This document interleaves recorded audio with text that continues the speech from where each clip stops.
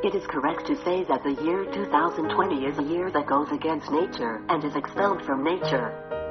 Since the beginning of this year, human beings have had to face various difficulties, and a large number of human as well as animal lives have been lost.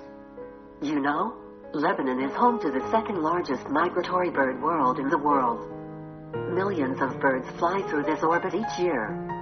Lebanon residents are used to slaughter birds for entertainment.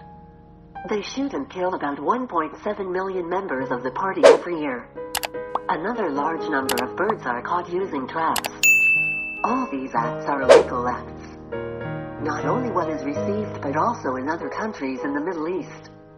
The sad news behind these stories is that they are being treated as heroes. They take photos of them and post them on social media, where they use it as a caption. Come to Lebanon. Come and see us.